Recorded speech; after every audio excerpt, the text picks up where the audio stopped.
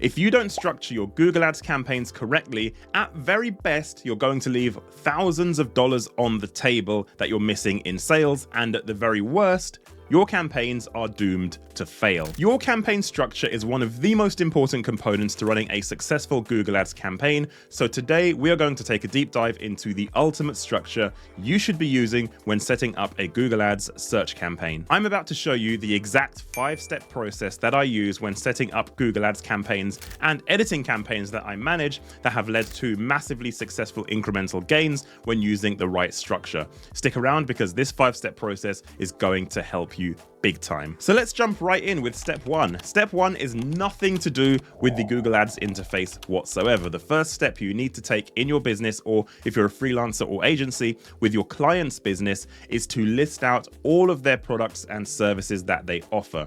This is particularly important because it's going to allow you to structure things in the right way from the very beginning. When you're listing them, ensure they are in order of priority, with your highest value, most important services that account for most of your revenue at the top, and work your way all the way down the list until you're at the very bottom with the least important, lowest revenue driving services. For example, if you're a locksmith business, you may have a 24-hour emergency call out service, you might have a lock replacement service, you might even be an automotive locksmith helping people get back into their vehicles who have lost their keys. So list out all of your services because what comes next is really important. Now you understand all of your services, you need to understand what you can actually promote based on the budget you have available.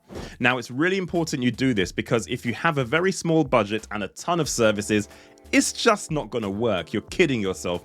You can't spread yourself too thinly across a multitude of services if your budget is too low. So you need to work out this part first, because understanding your budget versus the things you want to promote is the very important first part of structuring your account. The amount of budget you require for a Google Ads campaign is very much an open-ended question, but there's an easy way to kind of determine how much you could spend on Google Ads for a given group of keywords, and that is, of course, using the Google Ads Keyword Planner. If you head to the Google Ads Keyword Planner, you can give it a sample set of the keywords for the services you want to promote. Do this one at a time for each of your services and see what the CPCs look like. If your CPCs look very high, you know you're going to require more budget. And if you think about it, say for argument's sake, your CPC is $10 per click in your industry and you have a budget of $20 per day. This is not going to work because you're going to generate 2 clicks, maybe 3 at best if you're lucky. Generally speaking, it's just not going to be viable for a campaign. So use those CPC benchmarks for those keywords within the Keyword Planner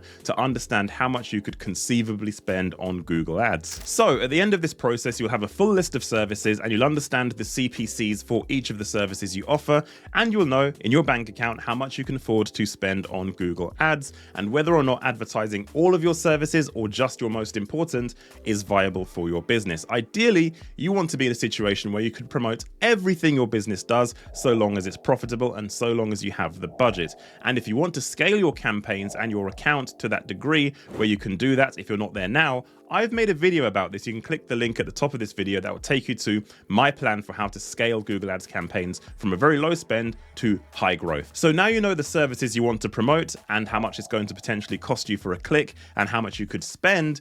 Now you need to understand how closely linked are the services you've listed, because if they're too closely linked, then it can make a big difference to how you would structure your account. Let me give you an example so you understand. Let's stick with the locksmith example I gave at the start of this video. Say, for example, you're a locksmith and you have a 24-hour emergency lockout service, and you have that automotive locksmith service as well for people who have lost their car keys. These two services are distinctly different. They are very, very different audiences. So as a result of that, you know for sure now that these need to be in separate campaigns because they are vastly different services with probably different revenue amounts attached to each offering, with the emergency side probably being more expensive and more of a premium service that would drive more revenue into your business, versus the emergency lockout side for a car where somebody lost their car keys. That could be a lower value service because it's not as timely. If your car is on your drive, it's safe. If you're locked out your house, you're not safe. So why do we want to have them in different campaigns then instead of unifying things? Because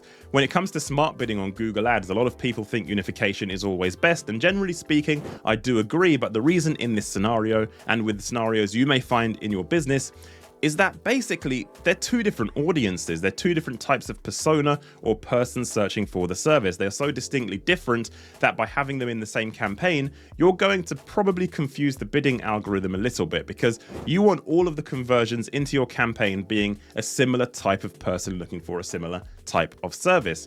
Having them in the same campaign can confuse things. You want to keep them separate, so when Google's algorithm is bidding successfully for conversions, you know for sure that the locksmith campaign for the emergency lockout is going to be hunting for emergency leads successfully, and those looking for an automotive locksmith because they lost their car keys, they're going to be finding that specific audience through smart bidding independently as well. The other important factor is going back to the revenue per lead in this industry, is that you're going to have a different potential CPA target when using smart bidding for each of these as well. Now, yes, I know you can set CPA targets at ad group level, which can help, but ultimately when the services are this distinctly different, you want to keep them separate. So that's kind of the obvious first part of structuring your account, looking at how different your services are and creating a campaign per service for search based on how different those services are. So you might think that's it then. You just segment your campaigns based on the differentiation of service, and then you have the right budgets and you know what you can advertise on, and that's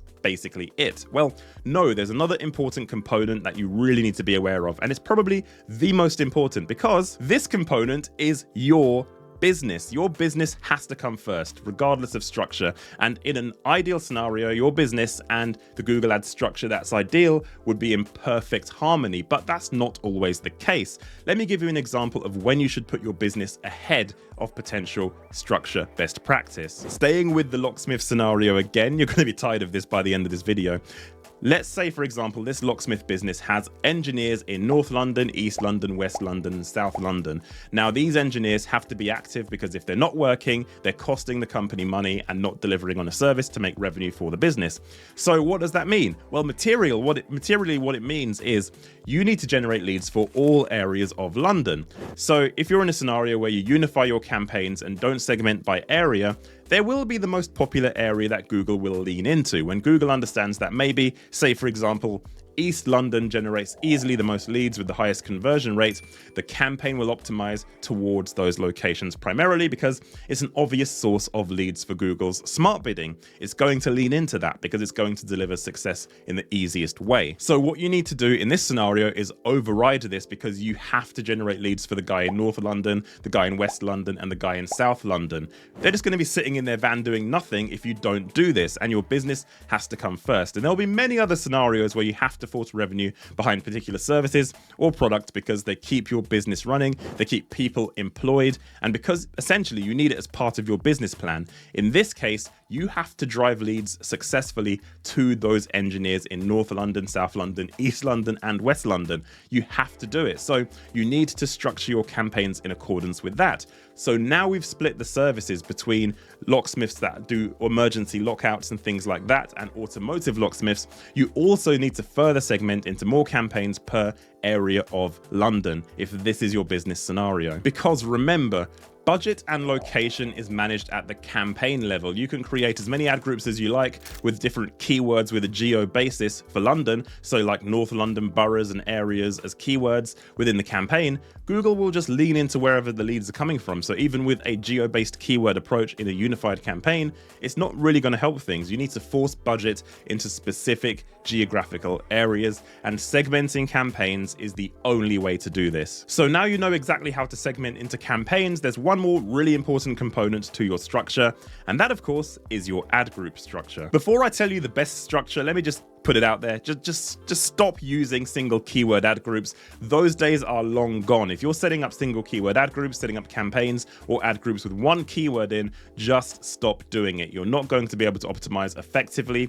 Google Smart Bidding will be hindered by this setup, and it's going to be very difficult to scale in the long term. So just stop doing it. Now that that rant is out the way, what should you be doing? Well, we need to do another segmentation exercise, and you should be well versed at this now you've segmented your campaigns. You should be able to segment your ad groups as well, but it's a little bit different this time. So look at your keyword lists within your campaign. Within those keyword lists that you've looked at through the keyword planner, and you might even have live right now, you can see clear themes within those keywords. So the question is, how do you group those themes into an effective way that, first of all, makes management simplified, where you don't have a stupid amount of ad groups based on arbitrary reasons, but also allow Google Smart Bidding to work best as well, but also leveraging the ad unit itself in terms of that text ad to drive the better click-through rate for the potential keywords you are bidding on? Well, here's what I do. You need to decide whether or not you can genuinely, and I mean genuinely, drive a better click-through rate with an ad that is very unique to the ad groups you're creating. So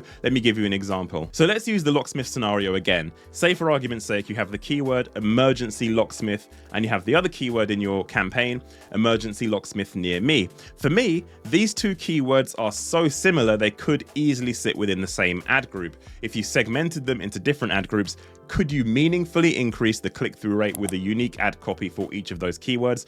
Probably not, because first of all, you're not going to put near me in the ad. It doesn't make sense. It doesn't read well. People are just looking for something near them. They're not looking for a trigger of seeing the keyword near me in the ad. They want to see relevance to the service they're looking for. So in that scenario, for me personally, I think they're so closely linked together, you don't have to segment them into different ad groups. But let's look at a scenario where you would segment into different ad groups. Say for argument's sake, you have emergency locksmith as a keyword and 24/7 locksmith as a keyword. They are basically the same service. They are basically somebody looking for an emergency locksmith 24 hours of the day because they need help. They're the same service, but because the keywords are so distinctly different, this would warrant two different ad groups, because you could tailor the ad copy around 24/7 service, you could tailor the ad copy about emergency service, and have two distinctly different ads driving better incrementations in your overall click-through rate, and that will deliver better results for your campaign because those keywords are meaningfully different.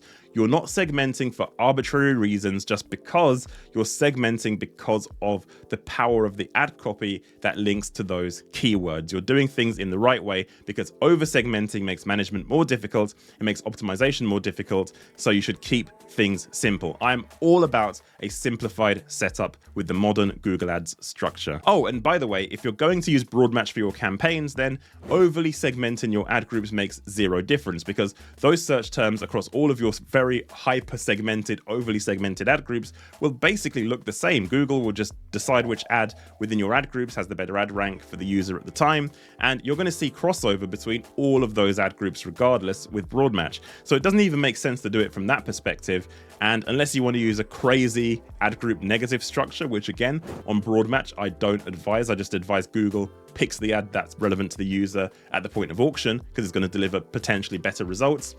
I would say it doesn't make sense to over-segment your ad groups. I've seen accounts where hundreds of ad groups are created, and I'm kind of thinking, well, what's the point? All you're doing is changing the ad groups based on a small tweak between keywords. It doesn't make any sense, so keep things simple. There are a couple more things to consider when it comes to creating ad groups and even campaigns in your account. Campaigns for brand, that's a conversation for another day. We can talk about whether or not you should bid on your brand in another video. I will make a video about this that's up to date for the modern era of Google Ads, so subscribe to the channel so you don't miss that one. And secondly, competitor bidding. This is a contentious issue, and whether or not you should set up a competitor ad group or campaign is a big question. I've actually made a video about this very subject you can watch right now.